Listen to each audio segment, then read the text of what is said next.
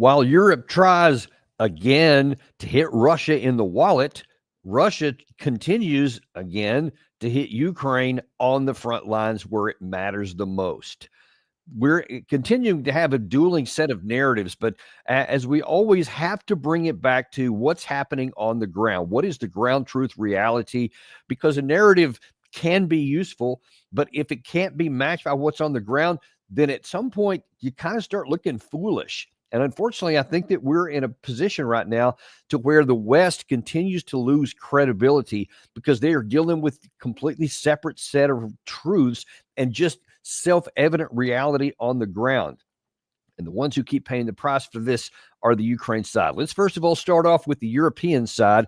I guess it was 2 days ago now, the European Union has launched its 18th package of sanctions against Russia. And as Ursula von der Leyen said, this is all about trying to show Russia that they only understand the force of the words of power. We want peace for Ukraine. But despite weeks of diplomatic attempts, despite President Zelensky's offer of an unconditional ceasefire, Russia continues to bring death and destruction to Ukraine. Russia's goal is not peace, it is to impose the rule of might. Therefore, we are ramping up pressure on Russia because strength is the only language that Russia will understand. Russia's economy is limited to a war economy and sacrificing future prospects. Our message is very clear. This war must end. We need a real ceasefire, and Russia has to come to the negotiating table with a serious proposal. You know, I'm just honestly not clear what the intention is here from the West. Okay, the sanctions, I get, they want to make it painful for Russia. I don't know why anyone would have a fantasy that more sanctions after the first 17 rounds never brought Russia to heel and never forced them to any kind of a situation or a negotiating table, forcing them to have conditions that favor Ukraine. If all those failed, I don't understand why you think this one's going to. And then when you want to take that track that Russia only understands the language of force, and we want to compel Russia, and then you say that we need a ceasefire and that we want these other kinds of things, when Russia is clearly not going to give that to you, because Russia has obviously the military advantage on the ground, and it would be foolish from their perspective to submit to the weaker side and do this. And yet they continue to use that kind of language. And you know, when you're saying they only understand the language of force, but then you're saying we need a ceasefire. We need a ceasefire. And she's right in that. The Ukraine side does need a ceasefire, because just continuing on the battlefront is showing them that their forces are weakening by the day. The Ukraine side cannot force mobilize enough people to offset losses. So they are literally physically getting weaker every single day. The fabric of their armed forces continues to weaken. And so you talk about the languages, you talk about the battling narratives. You had in the second round of negotiations at Istanbul in this current cycle, Istanbul 2, some are calling it, you had the Russian side give their memo, their term sheet, which was a 12-point discussion. And, you know, that one, this is the language that Russia's speaking, that you're going to have permanent neutrality, termination of all international agreements, full protection of rights and freedoms for the official language of Russian speakers, legislative bans on what Russia characterizes as glorification of Nazism, i.e. denazification for their country. On the Ukraine side, lifting of restrictions against the Orthodox Church, and so forth and so on.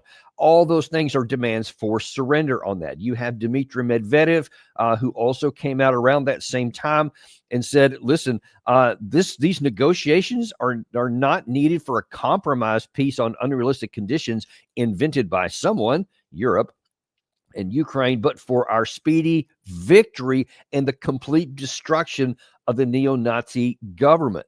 This is what the Russian side is saying. This is what the Russian side is doing physically on the battlefield, and yet you still have the Ukrainian and European side going for something that is clearly beyond their capacity to accomplish. I mean, we're 3.5 years into this war.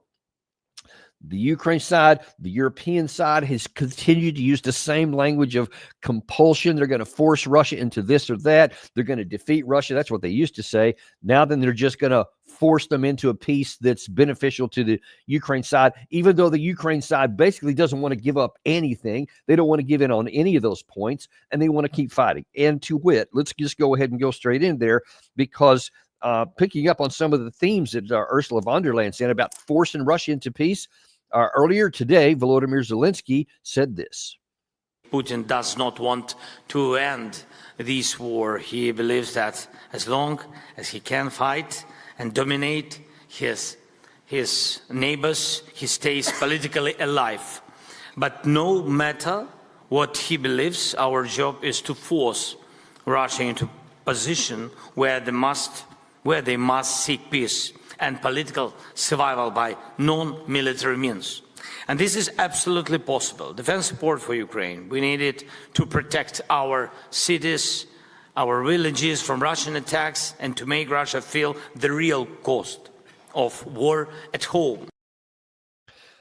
I mean, I get it. You want to do that, and by having these strikes against the Russian bomber fleet here a week or so ago, the attacks on the rail bridges in southern Russia, the Kerch Bridge, all of those things that they've done. They've tried to hit Ingles Air Base and several other things. In addition to that, they continue to periodically launch raids and drone strikes. They have sabotage groups that are placed in Russia, and sometimes they have some successes. But you're talking about a country that's whatever it is, 11 or 12 time zones wide. It's a vast country, and they have their industries spread out all over the place. These are literal pinpricks against this country. And you see that even a sustained, genuine air campaign that Russia has had for the most part since around October of 2023, and that even with all this, the firepower that Russia has brought to bear at the operational and strategic level, it still hasn't knocked Ukraine out of the war, though it has definitely diminished their capacity at the front lines. But you see, if that hasn't brought Ukraine to its knees, there is no rational path at all to even fantasize that these little periodic pinpricks on these relatively small-sized targets is going to have any impact on Russia, and it's going to force them into any kind of submission to what the Ukraine side wants. And, let me put kind of a finer point on that. In fact, the Wall Street Journal came out with a piece yesterday that really illuminates what's going on right now.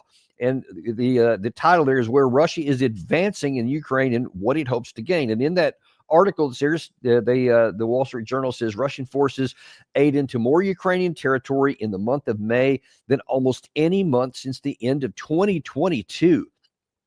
As the Kremlin presses a summer offensive, and they're just at the beginning of the summer offensive, and there's apparently an even larger one planned for the autumn. We'll get to that in a minute, to create the impression that it's funny, they write, to create the impression in the West that victory is within its grasp. For the past 2 years, battlefield momentum has been incremental and costly for both sides, but Russia has managed to accelerate its rate of advance in recent months, as it did last fall before conditions caused it to slow. That didn't stop it, but it slowed. That's what I just think, that at some point reality has to start seeping in when you see the physical, tangible results. And again, I have to reiterate, this is not Russian propaganda. This is not from a Russian source. This is from the Wall Street Journal, which by and large is mostly wants Ukraine to win. And they published lots of pro-Ukrainian pieces, but even they have to concede that the Russians are advancing, and they're increasing the rate of advance. As the Ukraine army is shrinking, the Russian army is growing, and you see the physical results of that. Simple math, battlefield math on the battlefield itself. And Russia is continuing to advance. When you take a look at what Zelensky continues to say, is that it's funny, because not funny, perverse, I guess, that first of all, you saw him to say there to one group. He actually spoke to a couple of different groups today. One of them, he talked about how they're going to force Russia into it, and he's got to know more than anybody all of those details I just told you, how much they're weakened, how few troops they have, and how much Russia is advancing in his country. We're talking in the Sumy region in the north, the Kupiansk region, the area in the Pokrovsk and the Liman area, and even some activity in the southern part near Kherson, etc. All these, he knows all of that stuff's going on right now. He even admits that, Zelensky does, in some of his conversations. But then he wants to say that, look at what we've done to Russia. We have created all these casualties. Today, on June 12th, in the 4th year of Russia's full-scale war against Ukraine, our military has recorded more than 1 million Russian casualties, killed and wounded. This is the price Putin and those like him are willing to pay for their sick geopolitical fantasies. 1 million losses, and still they are doing everything to avoid ending this war. They even ignore the United States and President Trump, who have repeatedly called for a ceasefire and an end to the killings. Russia does not really care about such human losses. What they do worry about are harsh sanctions, especially those against Russian oil. I mean, this is an audience of himself. He might as well be saying this into a mirror, because he wants it to be true. He wants it to be true that Russia has 1 million casualties. I'm not on the ground there. I can't say with any certainty what's happening, but I can just tell you that the evidence on the ground does not support that. In fact, if anything, probably the reverse of that is true. Probably the Ukraine side has suffered 1 million casualties, possibly even more. But then we have to take a look at what is happening with the battlefield, and to say that Russia has 1 million casualties when you see them growing seems pretty unlikely. And then to say, though, that Russia doesn't care about their casualties, because that's a popular narrative in the West. They love to talk about that all the time, that, yes, you know what, boy, them Russians, they don't care about people. They'll just have these meat wave attacks and throw these people away because they don't care about people, because that helps us to keep Russia as the evil empire.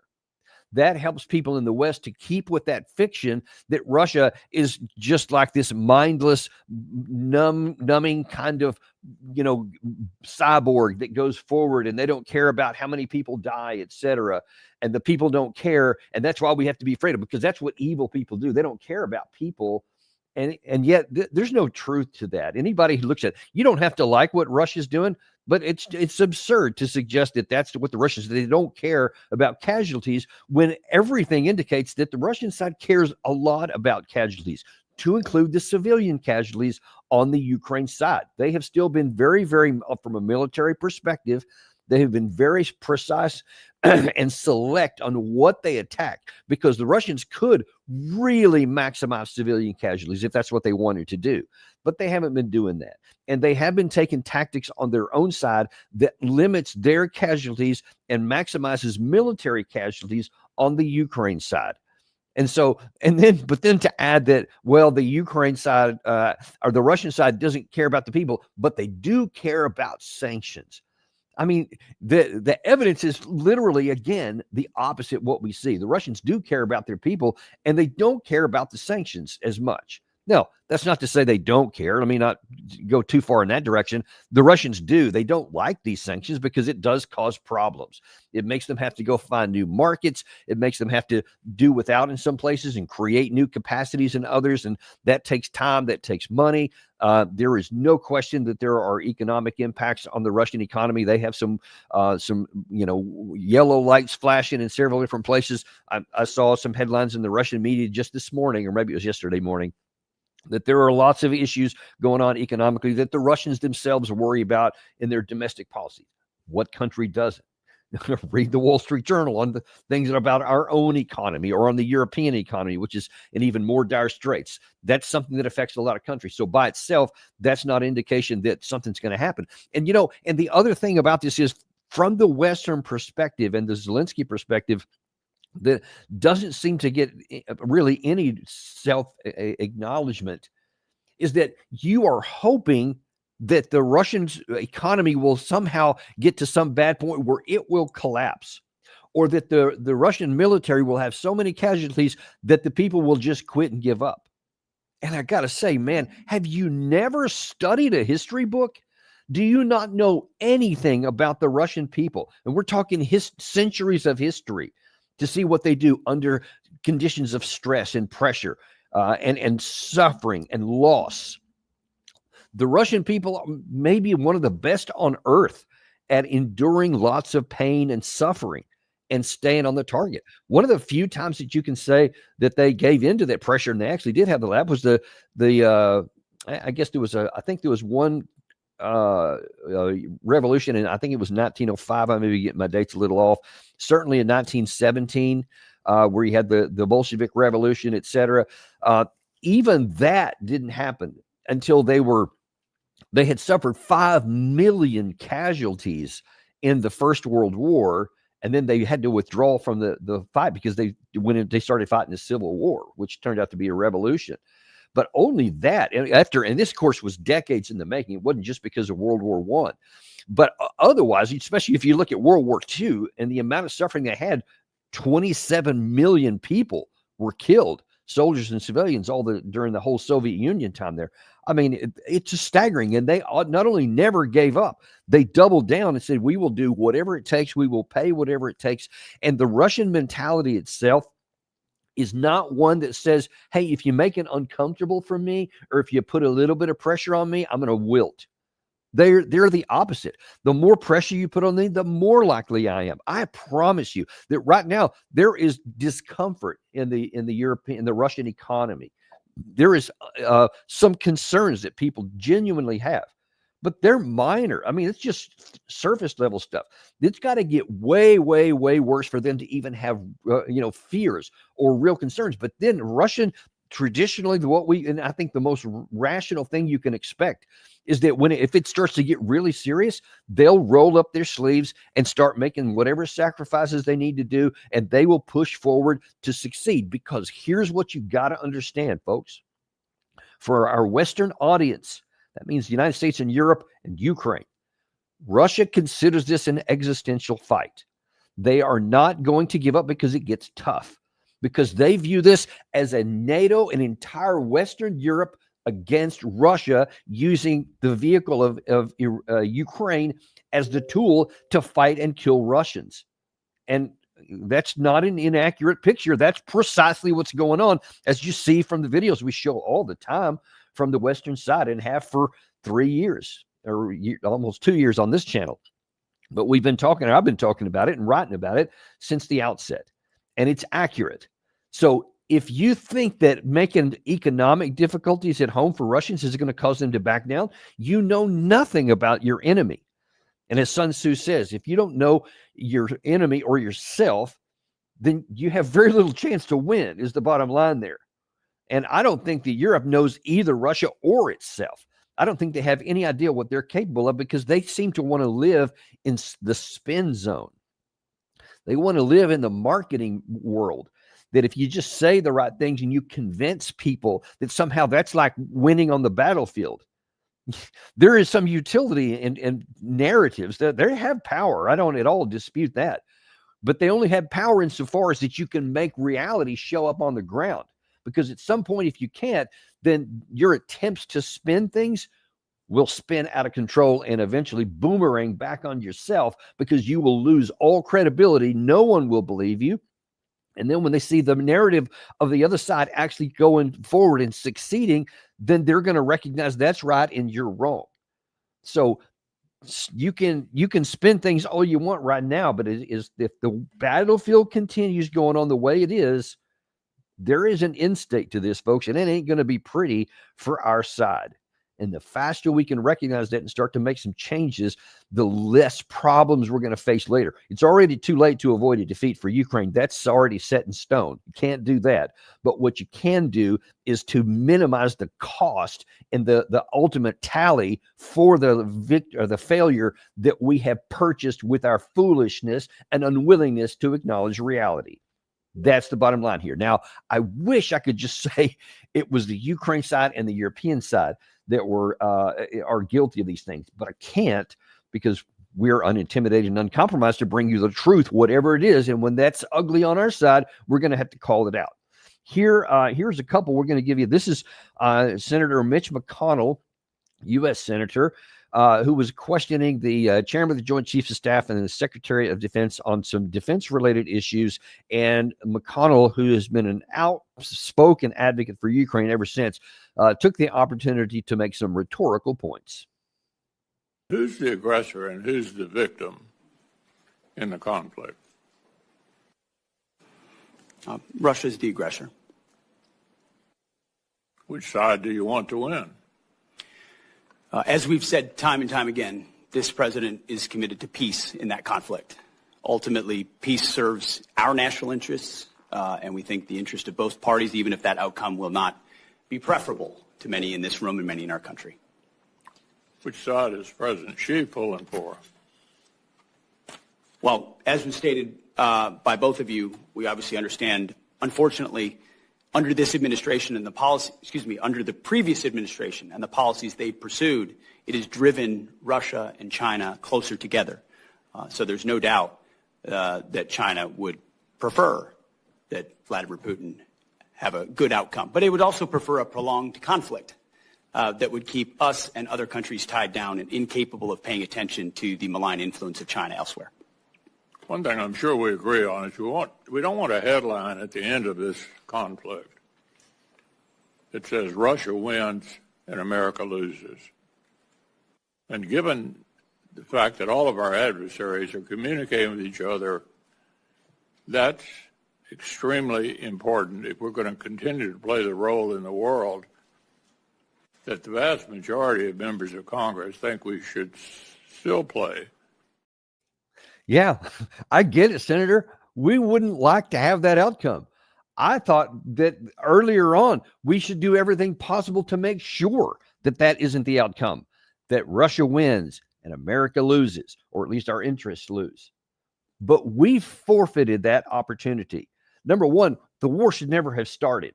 We should have done everything necessary to ensure that the two sides didn't have the conflict. And that doesn't mean what Biden tried to do, which is nothing but threats and promises that NATO was going to go forward. That was the exact opposite what we should have done. We should, and I wrote about this ahead of time, so this is not Monday morning quarterbacking. I wrote several times in the 6 months prior to this war that there was a way to prevent it, and that was to take NATO off the bloody table. Putin had been saying since 2007 that that's a red line. And he had been saying with the putting his troops up there with actions that he was ready to take action if you continued forward. We in his face said, yeah, we're not going to do any of that. We're not going to do what you want. We are not taking NATO off the table. Nobody tells us what we're going to do. We are going to bring Ukraine into NATO. And they reiterated all that all the way through. And even when Russia said, and this is, I think, it was either late December, early January, somewhere in that time frame, 2021, 2022, where Putin said, we will take technical military means to correct this if you don't back down, if you don't take that off the table. We knew what it was. We have subsequently, by Jens Stoltenberg, found out that Putin directly told us, our side, that it's going to be war if NATO stays on the table. And we said, we don't care. Do whatever you think you're going to. Biden apparently told him in June of 2021, yeah, do whatever you want to do, but we'll crush you economically if you do. So all we're doing is basically forcing Russia into a position to where they have to put up or shut up, and they put up. And so if you wanted to avoid a situation where we win and you lose, then don't start a war that's on Russia's doorstep, a nuclear power with all the vast resources it have in natural resources as well as personnel, defense, industrial capacity, all that stuff. It was always foolhardy to suggest that Ukraine, just by giving it a bunch of bombs, bullets, tanks, and airplanes and all the other kind of stuff that we gave them, that's going to defeat Russia. But we won't send any troops to get any of that done. So it's just the troops that Ukraine has alone, with all of our stuff, ammunition, training, intelligence capacity, long-range missiles ad infinitum. And yet that's what we wanted to do. And there was no rational reason to think that was going to work. Again, if you know anything about Russian mentality, Russian performance over time, this is a situation where any nation on the world, especially ours, would pay whatever price was necessary for however long it was necessary to keep an enemy alliance, a military alliance, off our border. We would do it. They did it. So if you want to, Senator, to avoid that outcome, then you shouldn't have started the war. You still had a chance several times, all of us at large did, to have taken the first off-ramp in April 2022. War could have ended right then. You could have put whatever face you wanted to on it, because at that time, all that would have been given up was Crimea and then Luhansk and Donetsk. So total of 3 provinces. And then you could have put whatever spin on it you wanted to. You could have had some room to say, we finally stopped Russia's advance, and now then this is all they get right there, and there's going to be sanctions, whatever. Lots of things you could have done would have ended the war right then. Now and then you could have said, and look at how much Russia paid. I mean, their military performance in those first 2 or 3 months was frankly tactically hideous. It was awful. And you could have pointed the finger and said, Russia's weaker today. They lost however many hundreds or thousands of tanks and other vehicles, and however many people that they lost. And they had a pretty high casualty rate in those first parts of the war. You could have done all that if you were willing to say, we're not going to go for the maximalist objectives. That was within our power to do, folks. And we forfeited that.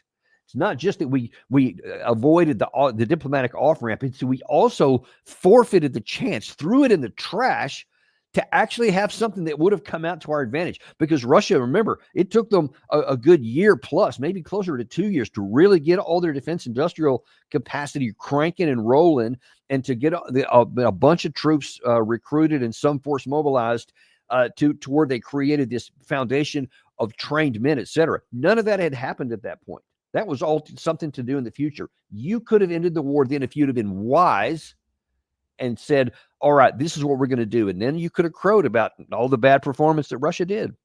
You lost it because you wanted more. That wasn't enough. You still had this fantasy that we're going to impose a strategic defeat on the Russian side and that we're going to win the war. That's what Zelensky preached all the way through 2023. We're going to win. We're going to drive Russia back to the 1991 borders, meaning out of Crimea as well.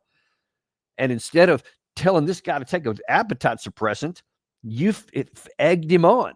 And especially Mitch McConnell continued to say over and over, especially in those first couple of years of the war, I mean, everything was as pro-Ukraine as it could possibly be. Anyone who said anything to the contrary, even his own party, McConnell would just shoot it down. And now he has the temerity in the rolling into the 4th year of war to tell the Secretary of Defense, with this arrogant, presumptuous, pompous face that he's got on there from his dais overlooking the Congress or the Secretary, we don't want this situation to be to where Russia wins and we lose. It don't matter what you want now, Senator. You lost the opportunity to accomplish that goal because of your arrogance and your unwillingness to acknowledge ground truth reality. Now that's baked in. It's over. There is no going back on that. The only question that still does remain is how much further is it going to go before before the end is finally calculated? How much will we finally end up paying? That's the question that we still have to go. So it can get worse, but it cannot get better. It's ugly right now. It's really bad, and it's something that we're going to have to deal with for decades. What we've already done here. Let's stop digging ourselves in a deeper hole, though. At least that's what I wish we would do. But as Lindsey Graham, who's the other big cheerleader for Ukraine, also at a hearing, said this: Is Putin going to stop in Ukraine? I don't believe he is, sir. I think he'll What do you go think? until. What do you think, Secretary? Is he going to stop? Remains to be seen, Senator. Well, he says he's not. This is the 30s all over. It doesn't remain to be seen. He tells everybody around what he wants to do. Are you familiar with his military buildup in terms of armaments? It's well beyond what we need to do to take Ukraine. Listen, I think I like what you're doing. I just think we got to get this stuff right. You've heard me say before, even on that same clip there. Yeah, I agree with you on that, Senator. We got to get this stuff right, and that ain't it. And convincing everyone that Putin is going to go on fighting into Europe, going to take other countries, and that's what he wants, and he says so all along. That's just a bald-faced lie. Putin has not been saying all along he wants to take all of Western Europe. It's a complete lie, total untruth, not spin, not, twisting the facts a little bit or trying to just, make something fit in a narrative. No, it's a lie. Putin has not said that. He has never said that he's going to conquer anything else outside of providing security for his people and defending the rights of the Russian speakers inside of Ukraine. That's all he has ever said. There have been some commentators in Russia that want to do more and have indeed been pushing Putin for more, but he himself has never said anything else to do that. And listen, we don't want to create a situation to where we give actually impetus for these voices inside of Russia to tell Putin and to put him in a direction where that's where he ends up going, because they see statements like this, actions like the rearm Europe, where they're talking $800 billion, that they're talking about prepare for war with Russia. They moved German troops up into Lithuania, right close to the Russian border. I mean, we keep taking all these actions, and now we're talking about the U.S. is going to have a $1 trillion defense budget. Now we also see just the last few days where General Secretary Rutte of NATO says that everybody's going to be going up to 5% GDP, blowing the top off anything that's been since the end of the Cold War, etc. All that tells Russia is we're coming after you. То, что говорят по поводу того, что мы собираемся после Украины нападать на Европу, это полная чушь. Запугивание своего населения исключительно для того, чтобы выбивать из них деньги, из своих людей. Тем более на фоне того, что экономика садится, уровень жизни падает, совершенно верно. Это очевидно просто. Это все признают. Это не пропаганда какая-то, это то, что происходит в реальной действительности. Им нужно оправдаться. Так вот они и пугают свое население, возможно, российской угрозой. А сами распространяют свой диктат на весь мир. So, I'm sorry, Senator Graham, what is it that you said Putin has said? He said plainly so? I think if you actually listen to what he said there, it was kind of the opposite. In fact, he was mocking the West for doing exactly what you're doing, and he exposed it to everyone who can see very plainly here. Now, listen, don't get to the point, don't get the idea that I'm somehow pro-Russian or something. I'm pro-truth. I'm pro-American to the point that I want our country to succeed. And when we listen to leaders like Lindsey Graham, like Joe Biden before that, or Mitch McConnell, they're leading us to disaster. As I just pointed out to you in a lot of detail, very clearly, we could have had even a strategic narrative victory. We could have ended the war in 2022, right at the beginning, would have saved the lives of hundreds of thousands of people.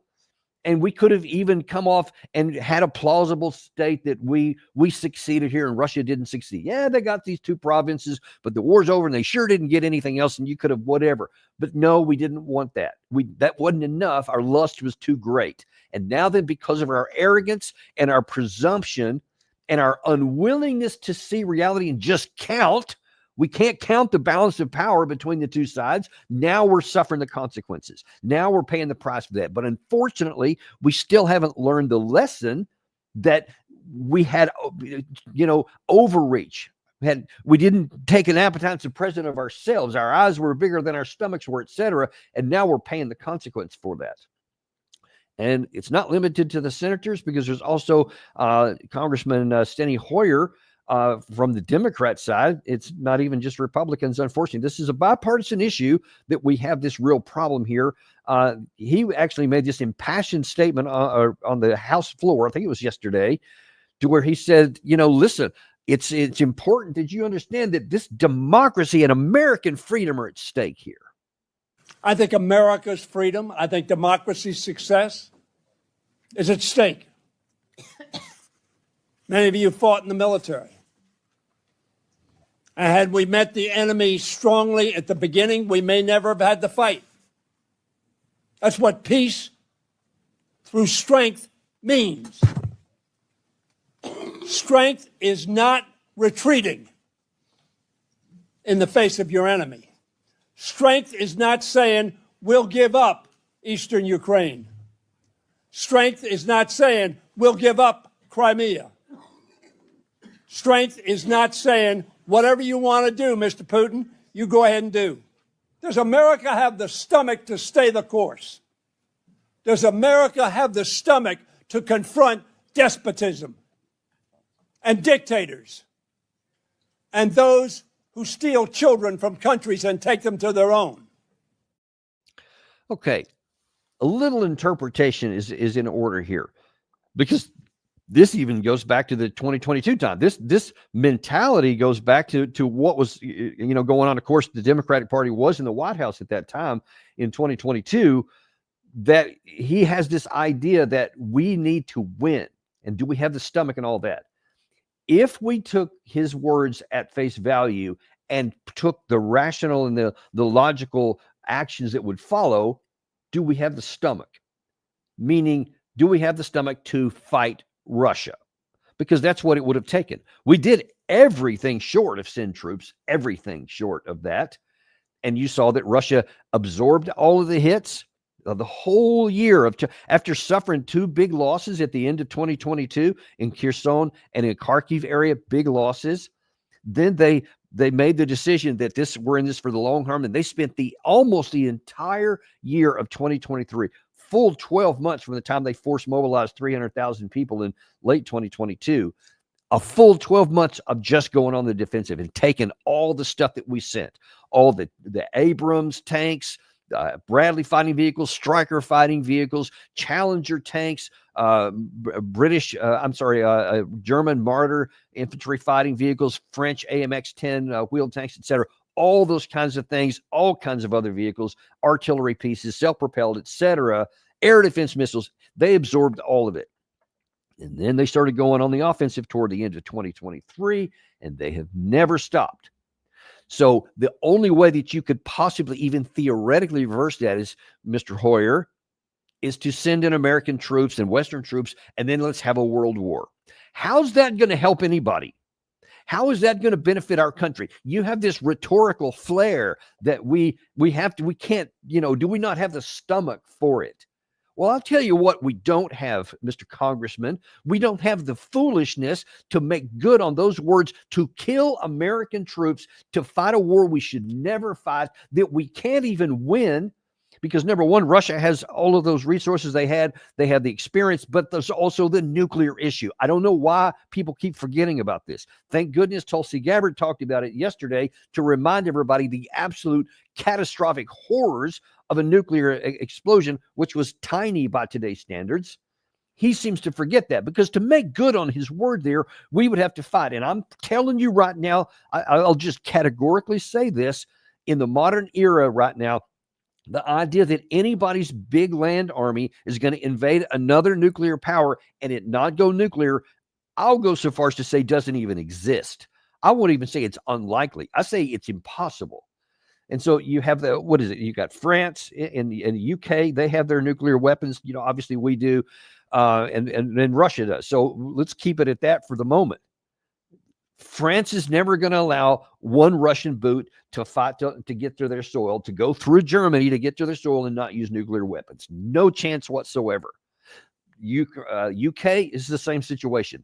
They would never even contemplate fighting a land war in Europe against Russia and have the possibility of lose and not use nuclear weapons. And we know for sure that Russia would likewise not tolerate a NATO boot attacking into Russia and not use tactical nuclear weapons. There is no chance of any of that. So what are you talking about then, Mr. Congressman, about that? Do we have the stomach? The more appropriate question is, do we have the wisdom and the intelligence not to take courses of action that cannot succeed, that can only harm our country? It is way past time to get past these self-destructive mentalities that said we're going to keep pushing on the other side to get what we want, and we're not going to accept anything that's happening on the ground that's reality. We're not going to count. We're not going to look at the balance of power. We just want what we want, and we're going to keep going until we get it, no matter how much it costs us. Because the end result is Senator McConnell is going to get the thing that he doesn't want. It is going to end up with Russia winning and us losing, and we're going to have to deal with the fallout because of our actions.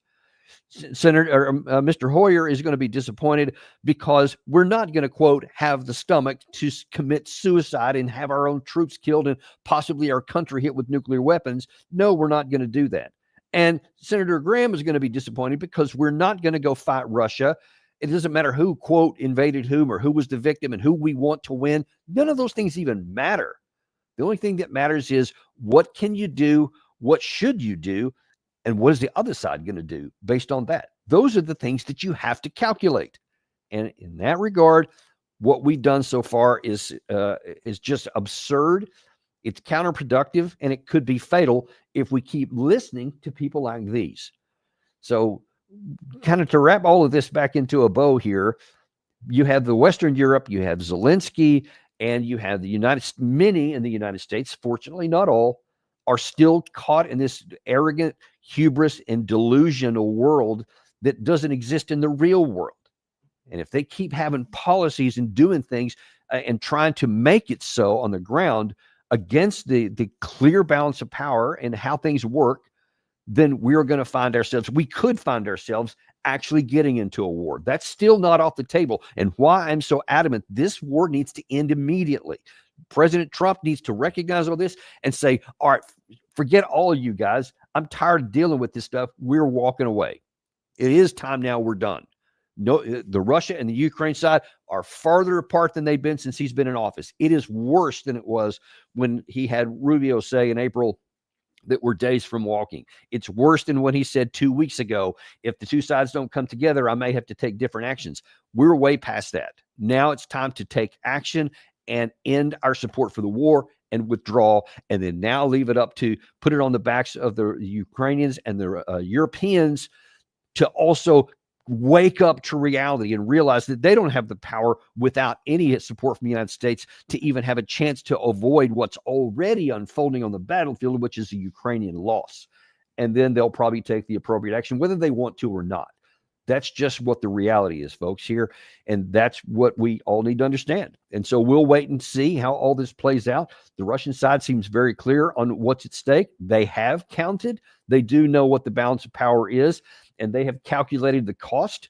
And I think Medvedev is telling the truth on this one. I think Putin is telling the truth on this one, that they will spend whatever amount of time is necessary, how many resources that's necessary, how many troops that they're of their own that they calculate that they'll have to pay in order to get that security outcome that they're looking for.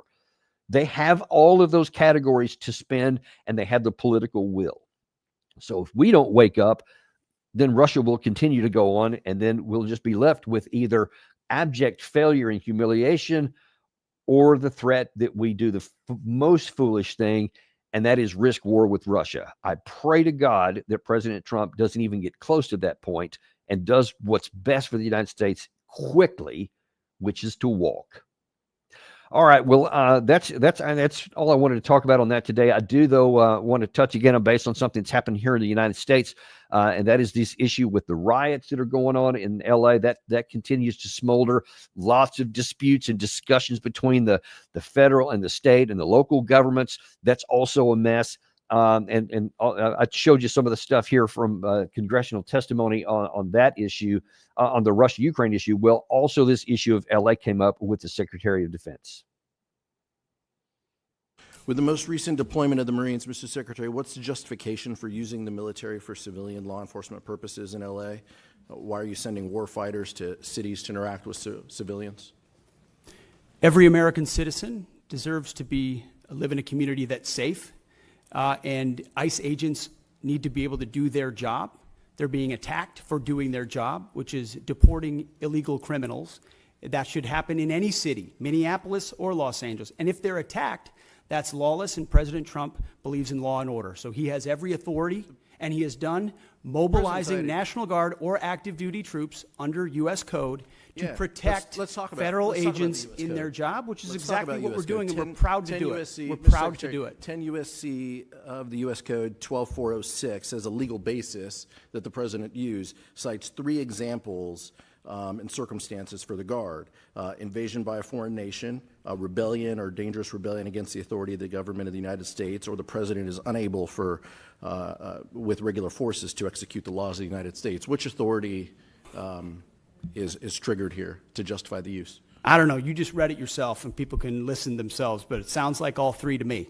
If you've got millions of illegals and you don't know where they're coming from, they're waving flags from foreign countries and assaulting police officers and law enforcement officers, that's a problem. The laws of the United States? No, the governor of California is unable to execute the laws of the United States. The president, you said all the governor of the California has failed to protect his people, along with the mayor of Los Angeles, and so President Trump has said he will protect our agents, and our Guard and Marines are proud to do it. The law also says, Mr. Secretary, that the orders for these purposes shall be issued through governors of the states. You and I both know that President Trump has all the authorities necessary, and thankfully he's willing to do it on behalf of the citizens of Los Angeles, on behalf of our ICE agents, and behalf of our country. Okay, a lot of stuff going on there, and a lot of issues that have to be navigated. You're seeing some of the aftermath of some of the violence right there on the screen. This all started with ICE agents going into Los Angeles, primarily into a Home Depot, was kind of the epicenter where all this started, and started getting undocumented workers and taking them in. So, first of all, on the surface of it, ICE agents do have the authority to take undocumented worker or undocumented anyone in the United States and to deport them. We have that authority. The federal government has the right to do it. They have not done it very much in the past, certainly not in the previous administration, but now they're doing it. So on the surface of it by itself, that is an authorized activity for the federal government to use the ICE agents in there. The city of LA and then the state of California obviously have an obligation to keep law and order for their state and for their city. And when protesters started coming up and protesting against the ICE agents, that's also protected in the Constitution. No problem there whatsoever. Whether you like it or hate it, doesn't make any difference. They do have the right to protest peacefully. If they cross the line there and it goes from peaceful protest to violence, then now the city and the state have an obligation to restore order, whether they like or hate whatever is being protested. That doesn't matter either. And that's where things start to get messy and the lines are starting to get blurred here, because there is a provision in U.S. law. It's called posse comitatus, which basically prevents active duty military members from doing police functions inside the United States. Because the reason why that was written in very early in our country was because that's how authoritarians can take control of a country, by using the military to suppress the people and using active duty. So we said we're not going to have that in our country. So there's a law against doing police functions by the federal government. Now, there is the provisions, I think he mentioned there in Title 10 U.S. Code, that if there is a riot or if there's some kind of rebellion, then you can use the active military members to bring that under control. Using the National Guard has always been an issue, and that's been called it several times in our history. But it has almost always been that the governor of a state has requested it, and then they federalize National Guard troops for whatever purposes. It's a few times it has been foisted on a state, like in Alabama, when the Alabama governor during when a lot of racial tensions was trying to use the National Guard to prevent black students from coming to school. And then JFK federalized them and basically said, now reverse course and protect the black students coming into schools, et cetera. So that was one of the more famous uses of it. And now Trump is using it here against the wishes of the California, because they're saying, we can handle this. It's violent. If we need help, we'll ask for it, but don't force it down our throats. And that's where I think that there's some difficulty here, because if you have, and you see the conflict going right there, even on that clip between the Republicans and the Democrats, and obviously California being a Democratic state, there's a lot of conflict there. They're saying, don't force that down our throat. We'll ask for it if we need it. And we haven't yet. And you have the Republicans, through the Secretary of Defense, they're saying, yeah, I don't care. We don't think that you're doing a good job, so we're going to send it in. Now, you can have your own opinion on where you think who's right and who's wrong and whether they do or whether they don't have the ability. But when you get this forcing issue to where you have the Democratic leaders here resisting the federal troops, and then you have the federal government forcing troops on them, you put our own soldiers in a really tough situation here, that they have to take sides. And we shouldn't ask our troops to have to take sides between a state and the federal government, because they're supposed to be protecting all of us, no matter what race, creed, religion, or political persuasion that they happen to be. And to literally put our troops into a position where you have to pick and choose. I mean, you know, if you happen to be a Democrat in uniform and you feel that you're being, foisted into have to do something you don't want to do, that's going to be a real difficult thing. Or if you're a Republican and you feel like the Democratic leaders are preventing you from doing law and order, that's also a big problem here. And then, of course, there's the protesters themselves. And as Gary was showing you yesterday, there's a lot of physical evidence that there are some folks that seem to really want to make this into a bigger issue and is helping to foment the violence. And that's something that we need to do some real investigation on to find out exactly who is supporting all this stuff, because it does not appear that it's just wholly people who are standing up for their constitutional rights to protest whatever they want because they feel this or that way on illegal immigration or on these undocumented workers. Again, people are free to have their opinion on that. They're free to do whatever they want. They're not free to do this stuff. They're not free to destroy property, to burn vehicles, to throw rocks at police potentially and putting their lives at risk. None of that. Or firing let's see, I think it was a professional grade fireworks here, which could definitely kill people. None of that. And then at that point, it doesn't matter what anybody's opinion is. It is a law and order issue, and you must reposition security and stability for the people. And so this is a really messy situation, and it's probably going to stay messy for a while. And we certainly hope that cooler heads can soon prevail. We can get the violence finished, and then we need to do some investigation into how this happened. But probably the bigger issue here is that ideally the leaders of our country, of both parties, need to start focusing on doing what's necessary to provide stability and safety for our population. Everybody in LA deserves to live safely, especially in these areas where all this stuff is happening. And people who have been fomenting violence should all be held accountable, period. Full stop. Nobody who's done a violent act should get away with it. They all need to be held accountable.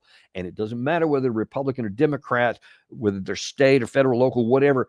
Everybody needs to be able to feel safe. And our country has got to do a better job of cooperating at the highest levels, even if you have to hold your nose to do it. The federal, the state, and the city governments have got to find a way to work together for the good of the people and to figure this stuff out, okay? It's not beyond our ability. We've done it before.